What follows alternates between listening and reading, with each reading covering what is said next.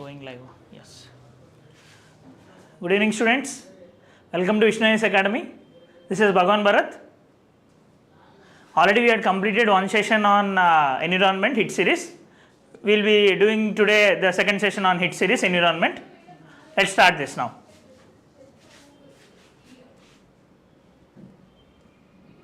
Yeah. In the last class, mostly we had covered the environmental current affairs with static linkages which are in use from the national perspective, and this class mostly will be environmental current affairs which are in global perspective, means environmental current affairs in international sphere. Okay. And in this, the major one is Green Fuels Alliance India. Green Fuels Alliance India. Okay. The name itself suggests what it does. Green fuels. So this initiative will be giving more focus on green fuels. Alliance, it is group of 2 or more countries, and India means India is one of the major partner in this alliance. In this context, we will be going into the details of this event. Okay. So who are the main 2 countries in this? Denmark and India. So Denmark announces Green Fuels Alliance India initiative. Okay. And we had Denmark and India are having a long-term green partnership. Okay. Under this, we have started this Green Fuels Alliance India. Okay. It is part of Green Strategic Partnership signed in 2020 between India and Denmark. Okay. But what is the primary objective of this? What is the major utility or need of this initiative? That is to promote sustainable energy growth in India by encouraging collaboration among the businesses, governments, research institutions from both the countries. Okay. So majorly the objective is to promote sustainable energy, the green fuels and all. Since green fuels are more sustainable compared to the other fuels, we are promoting them. Okay. And in this, not only governments, research institutes, these industries, all will be involved. Okay. Next, carbon border adjustment mechanism. What is this carbon border adjustment mechanism? See, for example, leave this question aside, leave this topic aside. I will be telling you with one fictitious example. India is a border country with Pakistan. Say one good from Pakistan is coming to India through border. We are imposing some tax on the product of Pakistan called as carbon tax, carbon border tax. Why? Because we consider that product which is coming from Pakistan to India is produced by the process which is carbon intensive, which is not a green product, which is not a more sustainable product. So the tax which a country will be imposing on the bordering countries while we are importing some goods, it is called as carbon border tax. So the mechanism is officially being launched by European Union with the name called carbon border adjustment mechanism. Okay. Carbon border adjustment mechanism. As I told you with the example of India and Pakistan, here the major thing happens with the EU countries. Okay. European Union pushing for the world's first carbon border tax on imported goods. Okay.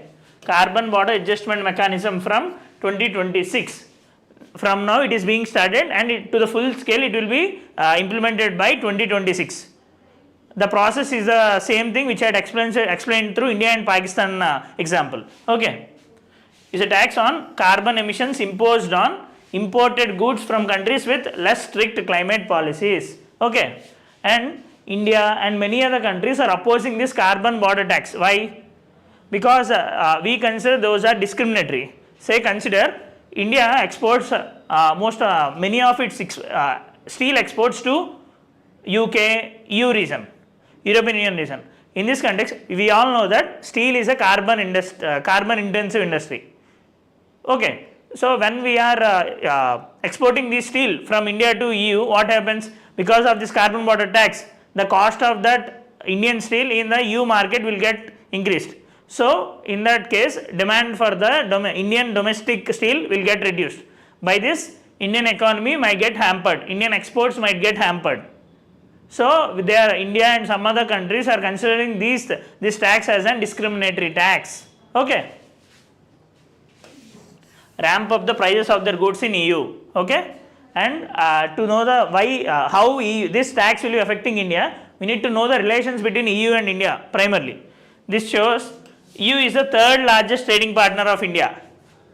Since EU is one of the largest trading partner of India, and we will be exporting, see, majorly steel and also aluminium, fertilizers and all. So all these prices will be rising up. What is the mechanism called as? Carbon border adjustment mechanism. Okay. Next, just energy transition partnership. Yeah. Here also the name suggests what is the initiative. And leaving this aside, once if you look into some of the questions in the UPSC prelims paper, if you don't know any current affair or any details of that initiative which has been asked in the question, just think about the word. For example, say one word, this just energy transition partnership. What is this? Just means justice, means which is equal or which will be helping in creating equal justice in energy sphere. Just energy transition means there is unjust in the energy sphere, we want to make it in a justice way. So this program will be helping in this. So I just broke the word. Similarly, in this can't be applied to all the questions, but in around 3 to 4 questions which will be coming in the UPSC prelims, you can use your common sense like this and you can eliminate the options. You can arrive at the right answer easily with this, if you don't have any knowledge about the asked question. Okay. Now, what is this just energy transition partnership? Is a financing mechanism that aims to support developing countries in their transition from fossil fuel based energy systems to clean and renewable energy sources. Okay, means say for example, India is mostly fossil fuel driven energy source. See, India is 52% of Indian energy is based on thermal energy, means coal based energy, and 52% means more than half is based on thermal energy. And if we are partner of this just energy transition partnership, developed countries will be helping our transition from fossil fuel based energy projects to sustainable and clean energy. They will be financing us in this transformation. This is called as just energy transition partnership. Okay, and now recently 4th country called Senegal had participated in this. What are the 4 countries? Senegal, South Africa, Indonesia and Vietnam. Senegal is the 4th country which became part of this initiative. Okay, and the deal aims to mobilize 5 billion euros in new financing for Senegal. Okay, and how this funding will be mobilized? There are 2 major players in this to mobilize the finance. Those are, this just energy transition partnership funding can be provided through grants, loans or investments. And who will be garnering this? The International Partnership Group and the Glasgow Financial Alliance for the Net Zero Working Group are the 2 main contributors in this. What are those names? The International Partners Group and the Glasgow Financial Alliance for Net Zero Working Group. Okay, and in this international partner group, many countries are there like Japan, USA, Canada, all these developed countries. Remember, this is an initiative to develop developing and least developed countries. So India is not part of this initiative. Okay, India is not a funding country. Next, Green Grids Initiative. One sun, one world, one grid. What is this? Green Grids Initiative, one sun, one world, one grid. Say it is like, take only India, leave about complete world. In India, sun will be rising since India is a tropical country and we are nearly nearby area of equator. Sun will be rising and we mostly will be having around 12 hours with the sunrise, right? So in this scenario, we can have lot of potential to capture solar energy. What happens in India itself? Some places will be having more solar energy potential and some places may not have solar energy potential at all. But what we will be doing? We will be bringing, producing solar energy in the places or states where solar energy potential is higher, and we will be transporting that energy to the places where solar energy potential is very less. Okay. What I had explained you is with the context of Indian territory. Now apply the same principle to the world. All the tropical countries have higher chance of producing solar energy. Now as per this plan, worldwide we are planning to link all the solar energy potentials of all the countries which are part of this program. Say for example UAE, Dubai, all the tropical countries and some more countries are part of this initiative. There are 3 phases in this initiative. Okay. So now solar energy will be provided to across the globe. That's why it is named as one sun, one world, one grid. We will be creating a common grid which will be providing solar energy across the world. The other name of this initiative is Green Grids Initiative. And who is the major partner or the brainchild of India itself? Okay, we all know that India had started International Solar Alliance. International Solar Alliance is one of the key player in forming this. Okay, it is launched by India in partnership with COP26 Presidency, International Solar Alliance, World Bank, UK government. Okay, India and UK are the main players in this Green Grids Initiative. Okay. How? To harness the solar energy wherever the sun is shining, as I told you, ensuring that generated electricity flows to areas that need it the most. Means from the energy surplus to the energy deficit regions. Okay. And the blueprint for the One Sun One World One Grid has been developed under the World Bank's Technical Assistance Program.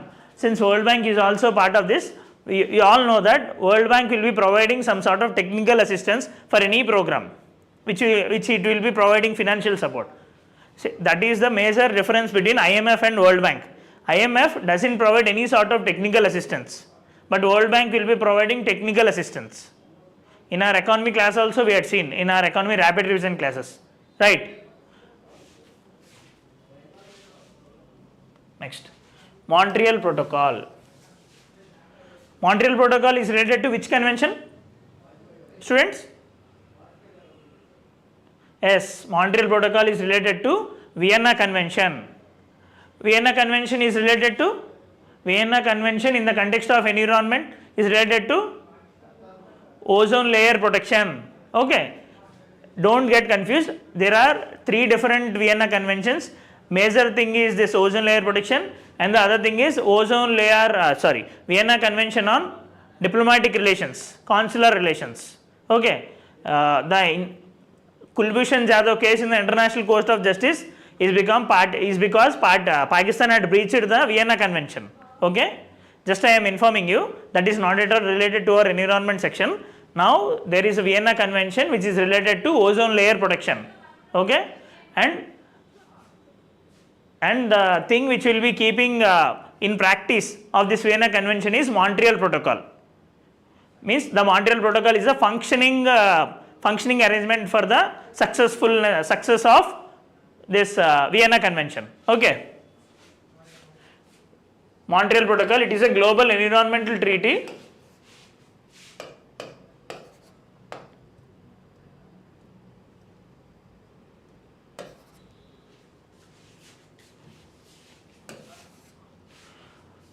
Montreal Protocol, it is a global environmental treaty to eliminate the production and use of ozone depleting substances.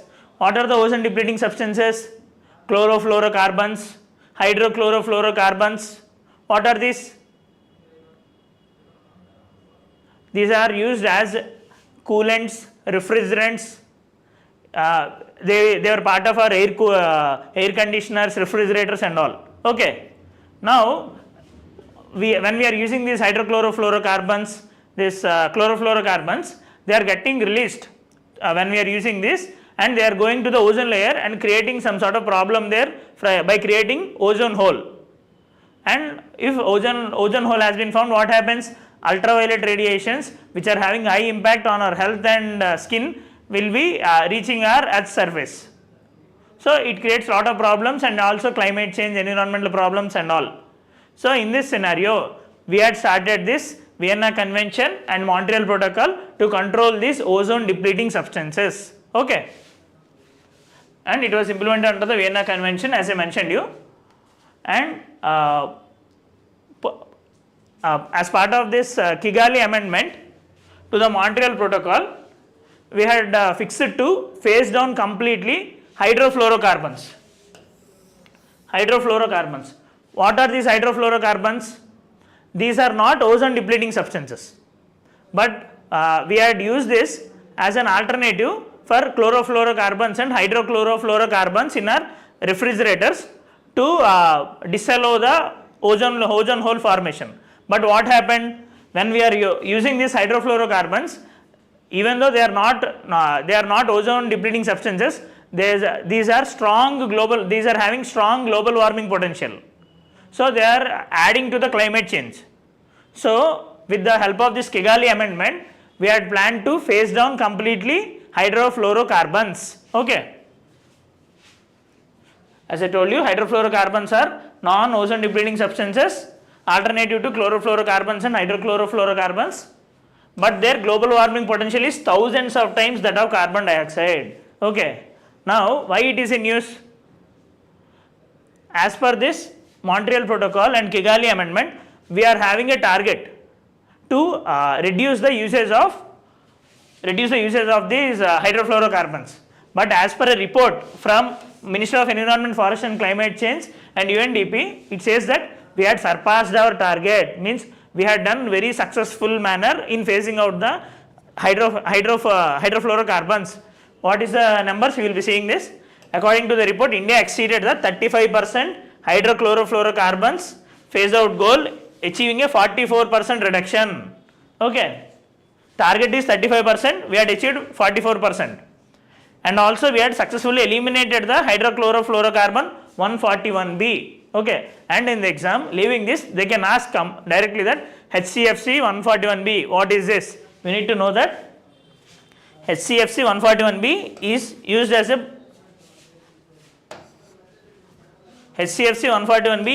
a blowing agent in production of rigid polyurethane foam.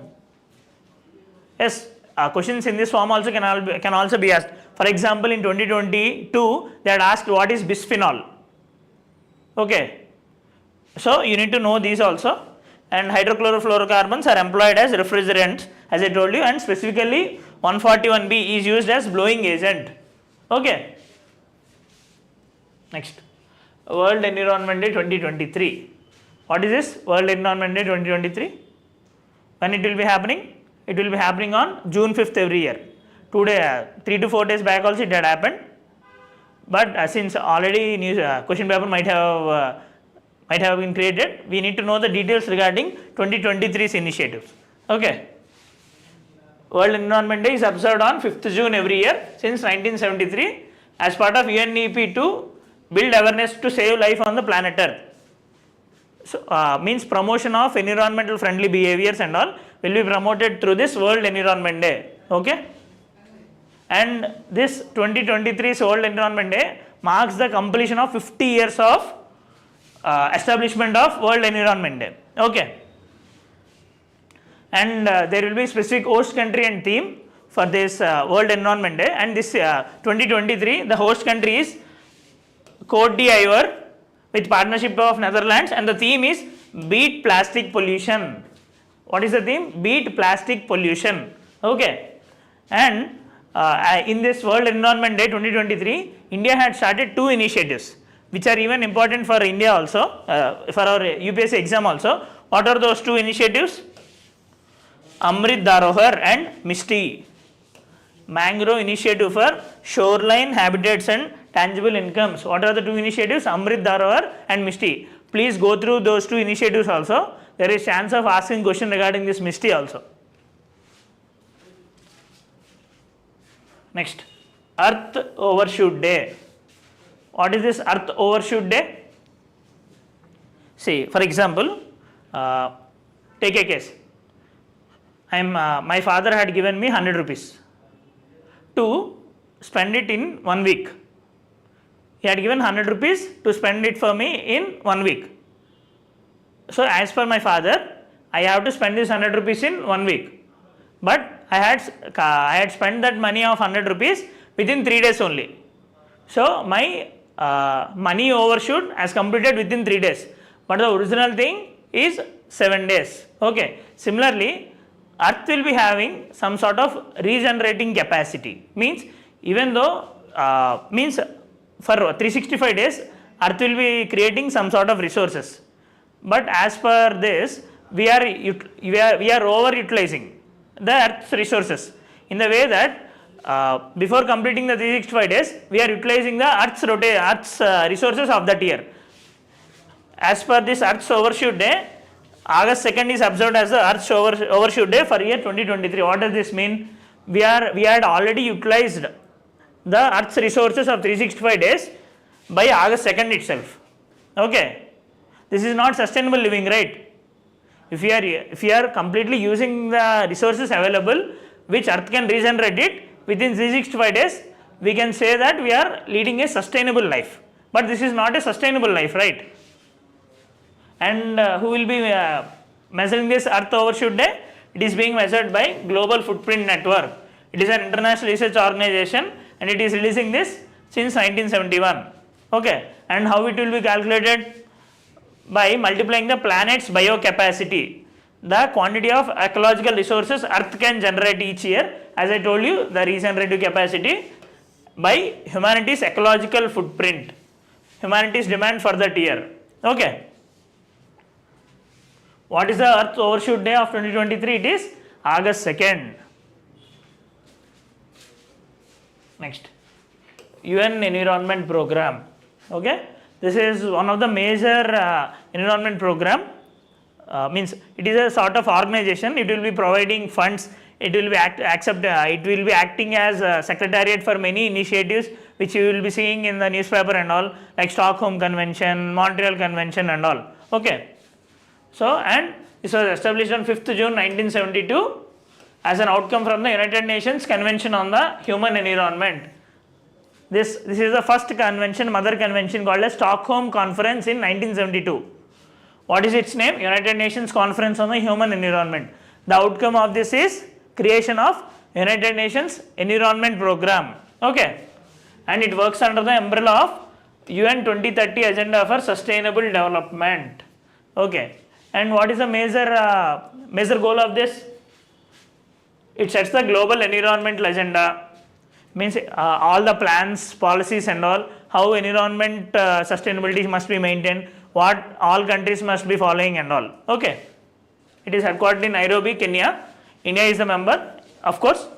And UNEP depends on the voluntary contributions for 95% of its income. And the major thing you need to remember is, it administers or provides secretariat functions to many multilateral environmental agreements. What are those? CITES, Bonn Convention, Vienna Convention, means this which is related to ozone layer, which I told you, Basel Convention, CBD, Rotterdam Convention, Stockholm Convention and Minamata Convention. Okay.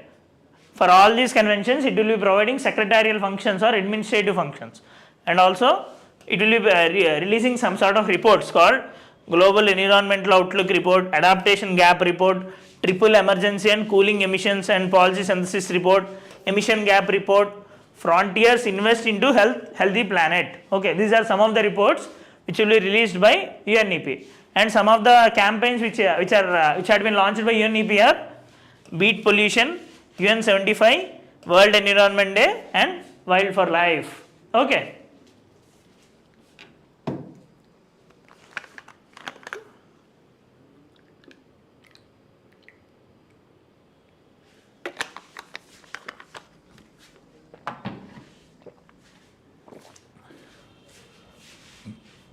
Next, champions of the earth. What is this? This is a sort of award who will be doing greater work in elimination of plastic pollution. Okay. It is awarded by UNEP only. It recognizes individuals and organizations for innovative solutions to combat plastic pollution. Many Indians have been awarded this Champions of the Earth award earlier. Even our Honorable Prime Minister Narendra Modi is also a recipient of this award. We will be knowing the names. In 2022, Indian wildlife biologist Dr. Purnima Devi Barman ma'am had received this. PM Narendra Modi in 2018, Tulsi Tanti and others also.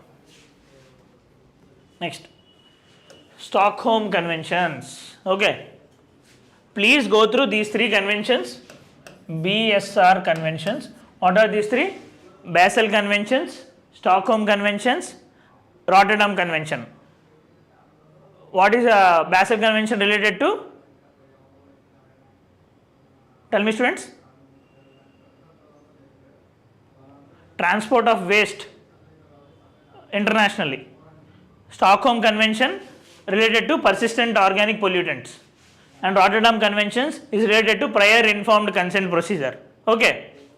Now, please go through these conventions. These are very important this year also. And now we will be going through the Stockholm Convention. As I told you, Stockholm Convention is related to persistent organic pollutants. What is the name of this persistent organic pollutants? Means these are the pollutants. Once released, they will be staying for a very long amount of time in the atmosphere. That's why it is named as persistent. Persistent, and these are organic in nature. That's why persistent organic pollutants. Okay, and it will be very difficult for removing them. Sort of biomagnification will be happening once they will be being consumed by the animals and all. Okay, and it is signed in 2001, led by UNEP itself. As we had seen earlier, that UNEP holds secretarial functions for Stockholm Convention also. Global treaty to protect human health and the environment from persistent organic pollutants. Initially, it controls only 12 persistent organic pollutants. They are named as dirty dozen. Okay, and later on many other have been added also. Now around 30 to 35 are there. And India is part of this. Union Cabinet in 2021 approved the ratification of 7 chemicals listed under the Stockholm Convention and persistent organic pollutants. You need to know that each country is not required to ratify each and every chemical under this. India means every country will be ratifying based on its need and requirement. Okay. And the Cabinet has also delegated the powers to ratify chemicals under the Stockholm Convention to Minister of External Affairs and Minister of Environment, Forest and Climate Change. Means a minister from these two ministries can ratify it directly. Cabinet or Union Cabinet had delegated this function. No need of calling for the cabinet meeting and all for ratifying this. Dechloran plus, it is in news. Why? Because in COP 18 of this Stockholm Conference in 2022, Dechloran plus and UV 328 have been added under Annex A of the Stockholm Convention. Means there will be restrictions in the usage of these two items. What are these two? Dechloran plus, it is a flame retardant. Flame retardant, and UV 328 is a stabilizer. Okay. If you get a question in the name such as Dechloran plus and UV 328, they are related to Stockholm Convention. Otherwise, UV 328 is a stabilizer and Dechloran plus is a flame retardant. Okay. As I already told you, the 12 initial POPs are called as the T dozen, and in this 3 categories are there in this Stockholm Convention. These are pesticides, industrial chemicals and their byproducts. Okay. Just for your information, chlordrain, DDT, DL drain and all, hexachlorobenzene, polychlorinated biphenyls, etc. All these are part of the Stockholm Convention. Next, Minamata Convention.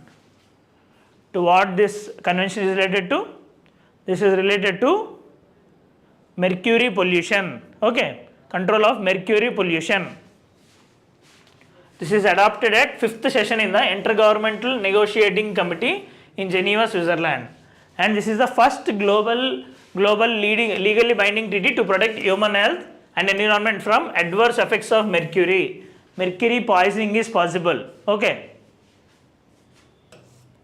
And there is a case in 1950s that due to mercury poisoning in Japan, in the city called Minamata, many children and many people had died because of this mercury poisoning. That's why even the name of this convention has been kept as Minamata Convention. Okay. India ratified it in 2018 with flexibility for continued use of mercury up to 2025. Okay. We had ratified this convention in 2018 and there is chance for us to continue this mercury products up to 2025. Okay. Next. United Nations Convention to Combat Desertification, means UNCCD. Okay. What is this Convention to Combat Desertification? Means there are some areas which are losing their soil fertility. What happens when soil fertility gets loosened? Plant growing capacity of that soil will get reduced. So, there is chance of food scarcity. So, food insecurity will be getting. So, because of this problem of desertification, there is chance of many problems in the country. That is why there is need for convention to combat desertification. It is established in 1994 and it is the sole legally binding agreement which has linked environment, development to sustainable land management. Okay. And UNCCD 2018 to 2030 strategic framework has been released, and in this the major commitment is to create land degradation neutrality. Land degradation neutrality, what does this mean? Say for example 5% of land is getting degraded. It is the goal of that country to make it neutral, means we need to we need to re-empower 5% of land in some other places or in the same place. It is called as land degradation neutrality. Okay. And initiatives launched under this UNCCD are land degradation neutrality target settling program, land degradation neutrality fund and all. Okay. Have you understood the concept of land degradation neutrality? In some place land is getting degraded of some percentage, so that country must reproduce or increase the fertility of that land of same percentage in some other place or in the same place. Okay. Next. United Nations Global Compact. What is this United Nations Global Compact? It is a call for companies, means producing the products which are sustainable, and also main 10 principles are there which UN had recognized. Companies must follow all those 10 principles while in the process of production, like following the labor laws and all. 10 principles are human rights, labor laws, environment, anti-corruption and all. Okay. Means it is a major global compact for companies to follow. It is a voluntary thing basically. UN-led initiative promotes activities that contribute to sustainable development goals to create a better world in the production process. Next. UNEP convened Climate and Clean Air Coalition. What is this? Climate and Clean Air Coalition. For what this convention has been created? For the control of short-lived climate pollutants. Short-lived climate pollutants means these are the pollutants which are very short-lived, means very less amount of time they will be staying in our atmosphere, but in that less amount of time they will be creating large amount of harmful effects, which is very dangerous for the environment and also climate change. Okay. Like methane, black carbon, hydrofluorocarbons, and India is also partner since 2019. Now, this is a voluntary agreement to control the production of this methane, black carbon and all. And in this, governments, intergovernmental organizations, businesses, all are involved. And you need to know about methane, specifically about methane, because from in the last 6 to 7 years, around 3 to 4 times, question regarding methane has been asked. Okay. It is inflammable and is used as a fuel. Methane is a powerful greenhouse gas which has an atmospheric lifetime of around a decade only. Okay, that's why it is called as short-lived climate. And the main thing you need to remember here is the common source of methane are oil and natural gas systems, agricultural activities, coal mining and waste. Remember that agricultural activities will be releasing methane. Okay. And it is the second largest contributor to climate change after carbon dioxide. That's why it is very important to control methane. Okay. But countries which are most agriculture driven like India, it is very difficult to control methane production. Okay. Because in the agriculture farms and all, and in animal husbandry, production of this methane will be very large. We can't leave the aspirations of the poor people and the farmers and all. Okay. Next. United Nations Forum on Forests. The name itself says it is a UN forum for the sustainable management of forests. Okay. It promotes the management, conservation and sustainable development of all types of forests. And the thing you need to remember here is it is being implemented by UN ECOSOC. What is this? UN Economic and Social Council of the United Nations. UN ECOSOC. Why it is in news now? Recently, India is also a founding member of this. Recently, Ministry of Environment organized a country-led initiative event as part of UN Forum for Forests. Country-led initiative means we are taking the complete onus on us for the success and also creation of an initiative which will be supporting the sustainable management of forests. Okay, and where we have taken this initiative in UN Forum for Forests at the Forest Research Institute, Dehradun in Uttarakhand. Okay. Next, Global Biofuel Alliance. This is also important for this year's exam. What is this Biofuels Alliance? As I told you, alliance means group of countries coming together. Now the focus area is biofuels. In India, we had target of biofuel uses of ethanol blending in the petroleum, right? Recently, government also told that we had surpassed our ethanol targets and we are moving further for 15% ethanol blending. Similarly, this Global Biofuels Alliance major aim is to promote, as India itself proposed to take an initiative to global level to take ethanol blending in petrol up to 20%. Means usage of biofuels must become globally accepted. Okay. And it was recently launched on the sidelines of G20 summit. Okay. G20 summit in New Delhi. And it is a brainchild of India itself. India, Brazil and USA are the founding members of this initiative. India, Brazil and USA, and remember only not these countries, other countries and non-G20 countries are also part of this initiative. Not only G20 countries, non-G20 countries are also part of this initiative. Okay.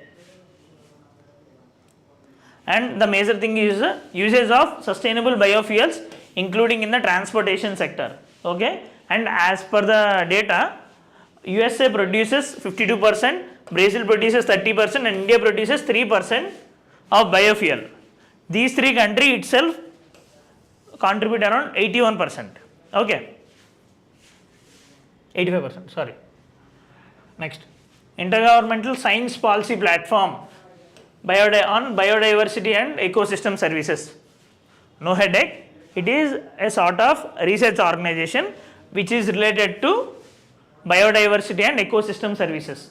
Means this Intergovernmental Science Policy Platform will be doing research activity or also some sort of surveys and all for the promotion of safety of biodiversity and also calculation of ecosystem services. And also it will be advising the government on how these ecosystem services can be improved and all. Okay.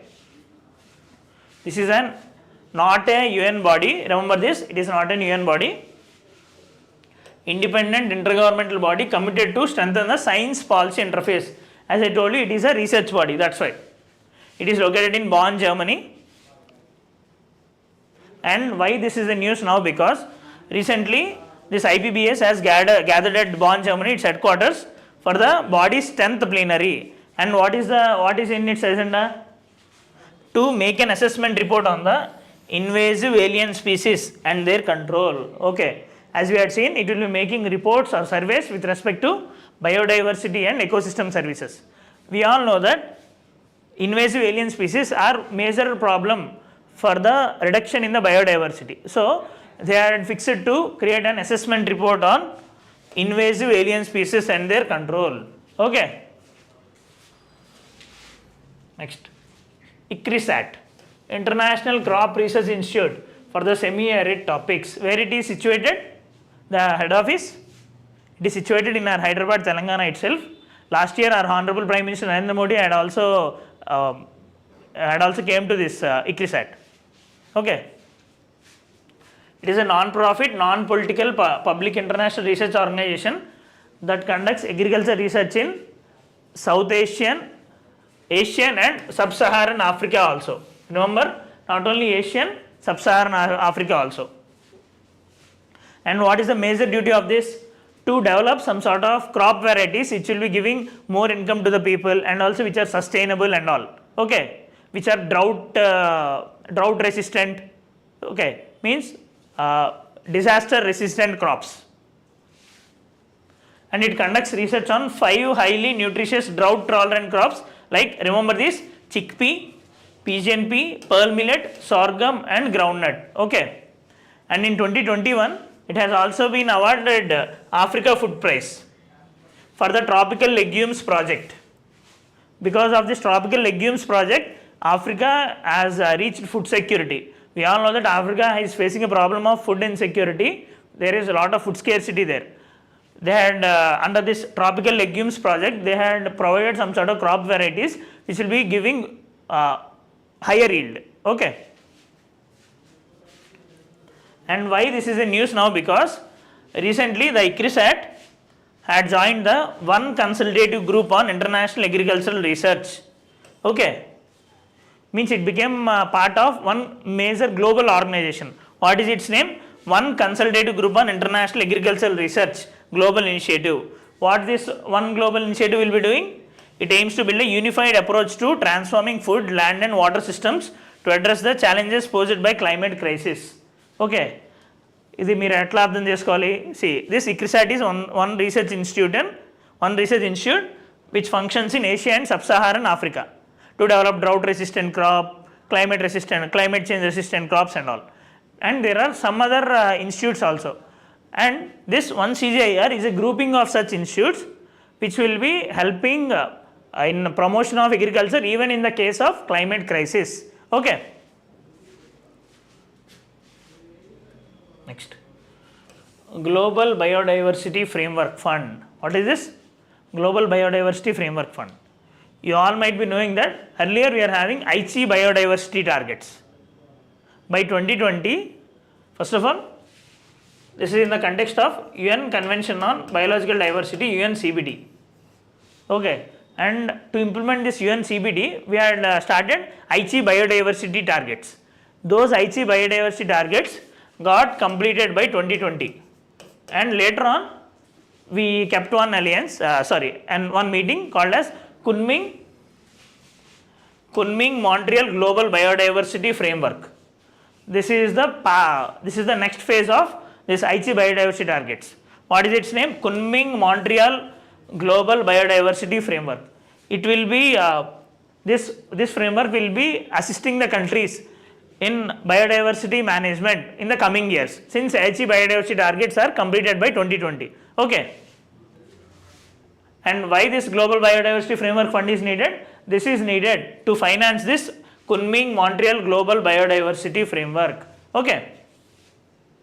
And this Global Biodiversity Framework will be Framework Fund will be managed by Global Environmental Facility. Okay. Approved by Global Environmental Facility at 64th GF Council. Okay. And as I told you, this Global Biodiversity Framework Fund will draw in capital from governments, private sector, philanthropic organizations and all. Okay. This is a fund which will be helping in the progress of this Kunming Montreal Global Biodiversity Framework. Okay. And we need to know about this also. This is very important. Kunming Montreal Global Biodiversity Framework. It was adopted in 15th COP of CBD. Okay. It is legally non-binding And also, as I told you, it replaced the Aichi biodiversity targets 2011 to 2022. And what are the 4 overarching goals of this Kunming framework? By 2050, to halt human-induced species extinction, sustainable use of biodiversity, equitable sharing of benefits, okay, and closing the biodiversity finance gap of $700 billion per year, okay.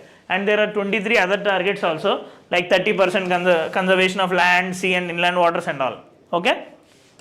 And I told you, this is funded through Global Biodiversity Framework Fund and managed by Global Environmental Facility, okay. And as a part of this Kunming Montreal Global Biodiversity Framework, one major event had happened. What is that? It led to the adoption of the Treaty on the Conservation of Sustainable Use of Marine Biodiversity Beyond Areas of Natural Jurisdiction. Means conservation of marine biodiversity beyond areas of natural jurisdiction. For your proper understanding, say,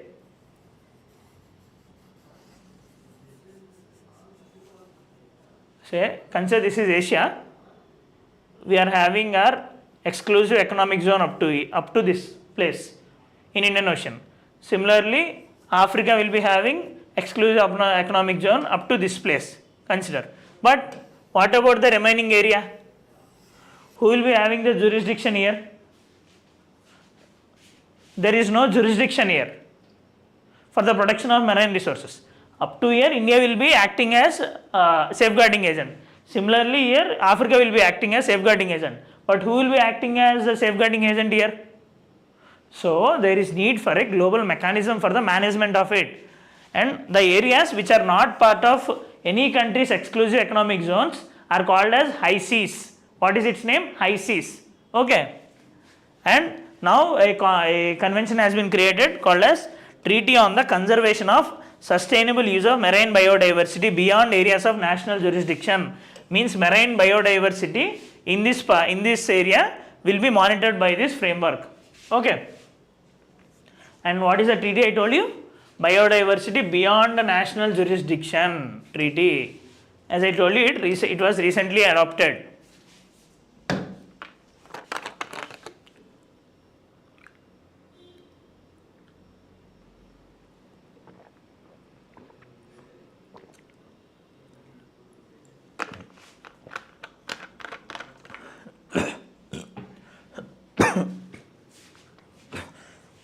Sorry, and it is adopted under the framework of UN clause, Convention on the Law of the Sea. You might have known this. This is also important. Earlier 2 times question has been asked in this about UN clause. What is this? If India is like this, up to 200 nautical miles we will be having exclusive economic zone. Up to 12 nautical miles we will be having one, and up to 24 nautical miles we will be having one territorial waters. And up to 200 nautical miles we will be having exclusive economic zone. This is fixed as per UN clause. And for the management of high seas, this convention has been created called as Biodiversity Beyond National Jurisdiction Treaty. Okay, that's why this is also under the framework of UN clause. We can call it as Paris Agreement for the Ocean. Okay. And it is legally binding in nature. It will enter into force once 60 countries have ratified it. And what is the major goal of it? To place 30% of the seas into protected areas by 2030. A pledge made by the countries at the UN Biodiversity Conference in 2022. So what is the major aim of this treaty? To keep 30% of high seas area as protected area. Means, say for example, there is area of 100 square kilometers of high seas area. At least 30% of that high seas area must be protected as protected area, marine protected areas by 2030. That is the major motto of this treaty. Okay. And for the adoption of this treaty, High Ambition Coalition has played a major role. About the High Ambition Coalition we will be seeing in the next slide. It is also called as High Ambition Coalition for Nature and People. What is this?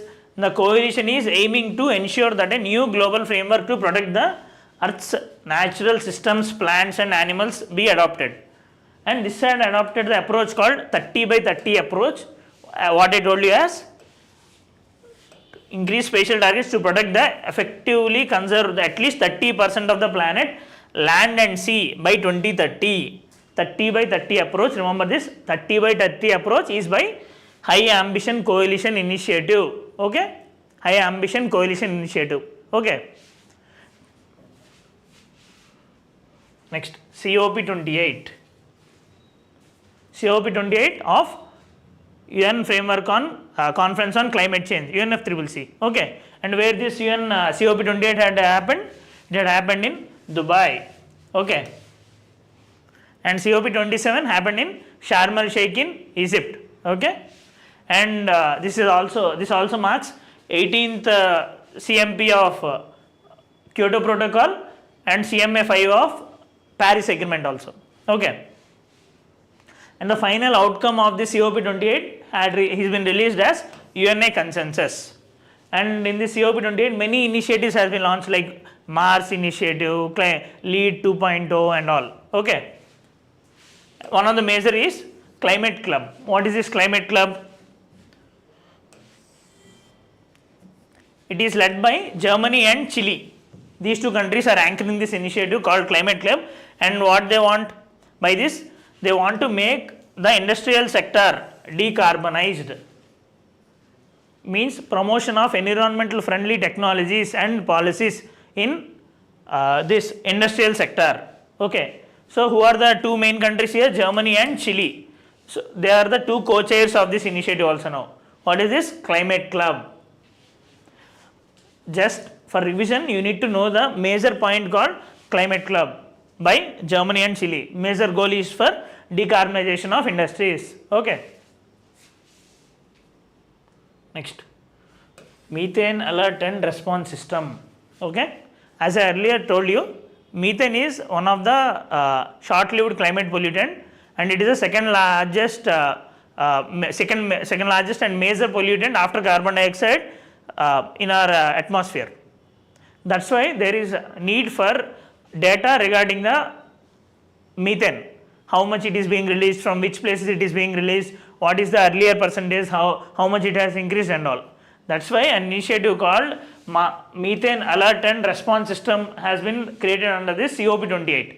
Okay, it is a data to action platform set up as part of UNEP International Methane Emissions Observatory Strategy. So this observatory will be giving the details country wise or region wise regarding the release of methane, unwanted release also. It is announced under COP27. Okay, and this initiative it is working in the partnership of Climate and Cleaner Coalition and International Energy Agency. Okay, now again why it is in news, since it is released last year. Recently the Mars notified governments of 127 plumes spanning 4 continents and identified 1500 plumes in its pilot stage. Means there are some areas which are releasing these methane plumes in many areas.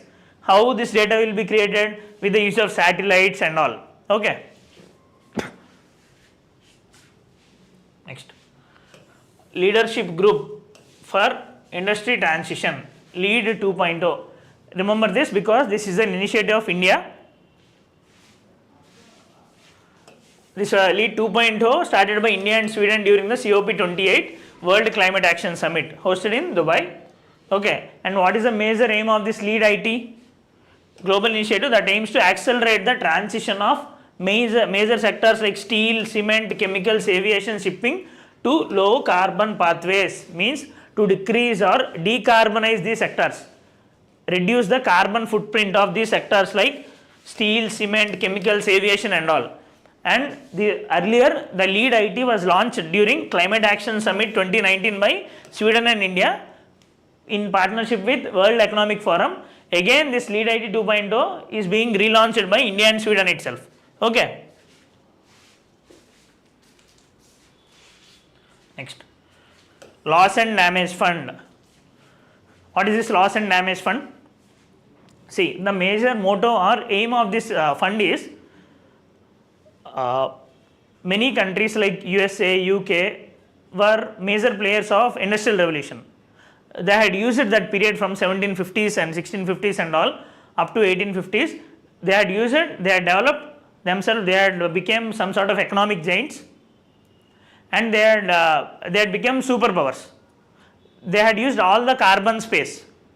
But now that impact of that industrial revolution and industrial production, this methane or carbon dioxide and all, is being impacted by smaller countries which are having very less footprint. Say for example, these Pacific Ocean countries, small island developing states, the amount of carbon being released by them is very less, but they are paying lot of amount because of this climate change effects, like earthquakes, tsunamis or volcanoes and all. Okay, lot of climate change effects is being impacted by these countries. So in that scenario, many countries consider as it is the duty of the developed countries which had used the carbon space in the earlier history to fund these countries, protect these countries. That's why it is named as loss and damage fund, because these countries are getting lost and damaged because of their activities in past period. Okay. First announced during the COP27 in Sharm el Sheikh, and it got operationalized during COP28. And about this loss and damage fund, it is a global financial package to ensure the rescue and rehabilitation of countries facing the cascading effects of climate change. As I told you, cascading effects means they had used the carbon space, but because of the climate change created by their carbon uses, now these countries, innocent countries, are getting damaged. Okay. Next, Altera fund. What is this Altera fund? This is also launched in COP28 by UAE President. This fund is for operationalizing the initiatives which are climate friendly, be it industrial initiatives or supporting the countries and all. Okay, name is Altera fund, launched in COP28 by UAE President. And what is the corpus? $30 billion climate fund. Okay, total corpus goal is to attract $250 billion. In this $30 billion itself is given by UAE President itself. Okay, and this is being allocated to climate strategies and to incentivize investments in the global south. Global south means some sort of developing countries, least developed countries and all. Okay. Next, Green Rising Initiative. What is this Green Rising Initiative? Rising means growing. The major goal of this Green Rising Initiative to make youth or empower youth, children, in environmental friendly manner. Means, for example, if there is my brother who is pursuing 5th class or 6th class, or me myself who is at the age of 25. So if I start, this initiative is co-anchored by UNICEF, United Nations Children's Fund, Generation Unlimited, in collaboration with the India's Ministry of Environment. Okay. And through the Yuva campaign in India, the focus is on engaging youth to drive impactful environmental actions at the grassroots level. As I told, the major aim is to promote the youth empowerment and children empowerment through in the diverting their energies to environmental friendly behaviors. Okay. Next, Global Green Credit Initiative. In the last class, I had explained to you about Green Credit Initiative. What is this Green Credit Initiative? For example, I am harvesting the rainwater harvesting, or I am using less electricity. These are all climate friendly or environmental friendly behaviors. Say if some person is giving me some money for following this climate friendly behavior, it is called as green credit. Okay, I am using only one fan, even if 2 fans are there here, if no one is there, means I am trying to reduce the power consumption. For all these sort of activities, if someone is being paid, paying to me, it is called as green credits. Okay, and this is in India we had launched it as green credit, and even globally also India and UAE co-authored this program at COP28, co-hosted this called as green credits program, global green credits program. Okay, and here not only the governments, individuals, companies, all these will be involved, and the points which we will be getting, we can trade with the companies who are having this carbon reduction targets and all. Okay. And about this green credit program I had discussed in the yesterday's class, and green credits rules 2023 released by Ministry of Environment under the Environment Protection Act 1986. Okay. Next, WatsonX.ai. What is this? This is an AI platform launched in COP28 by NASA and IBM. Okay, and what it will be doing? It will be helping the users to monitor the earth from space. Monitor the earth from space by why it will be useful? It will be measuring the environmental changes that have already happened while also making predictions about the future. So this AI tool has been kept in the space, available on the open source AI platform Hugging Space. So it will be giving the images from the space regarding this. By this we can see if any environmental changes had happened or what. Okay. What is its name? WatsonX.ai.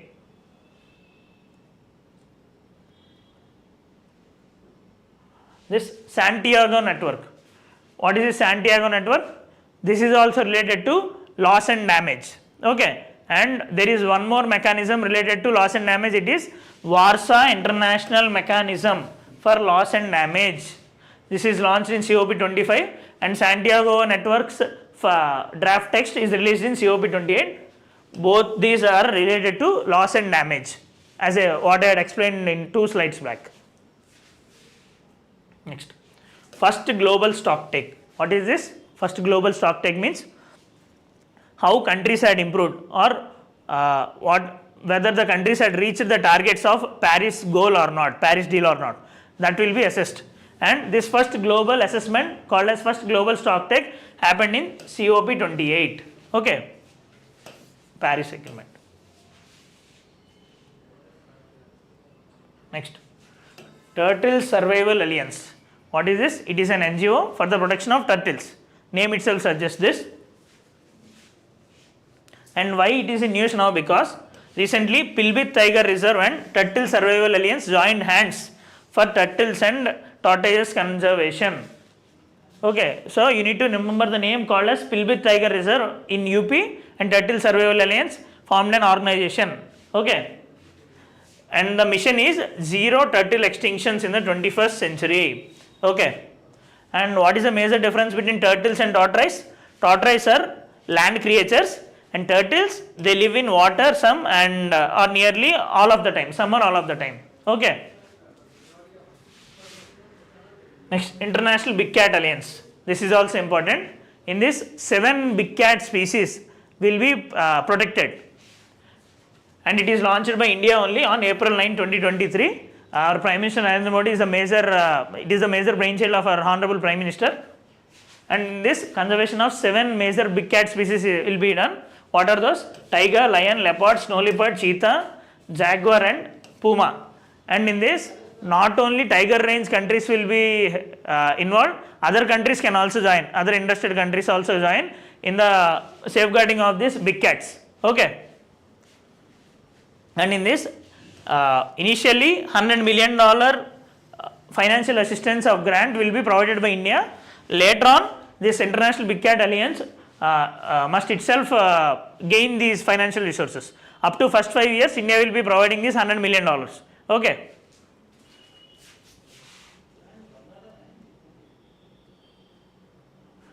Species Survival Commission. Species Survival Commission, it is in the context of IUCN. Okay. IUCN Species Survival Commission.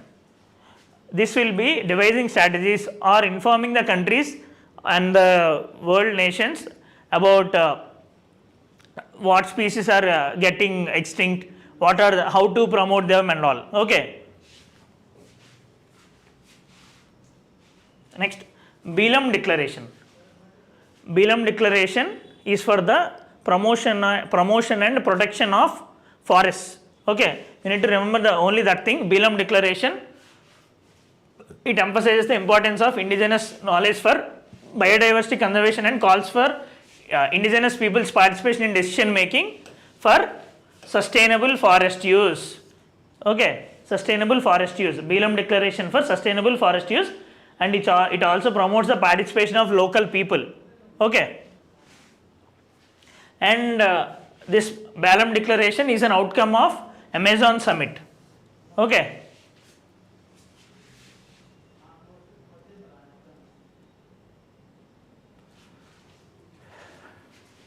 Okay students, by this we had completed some of the major portions with regard to environment current affairs in global sphere, and as we promised, we will be releasing a list of places in news regarding the environment, like this Pilbit Tiger Reserve or some other tiger reserves or protected areas networks which in news in our Telegram channel, or we will be keeping that list in the description of this video also. Okay, thank you.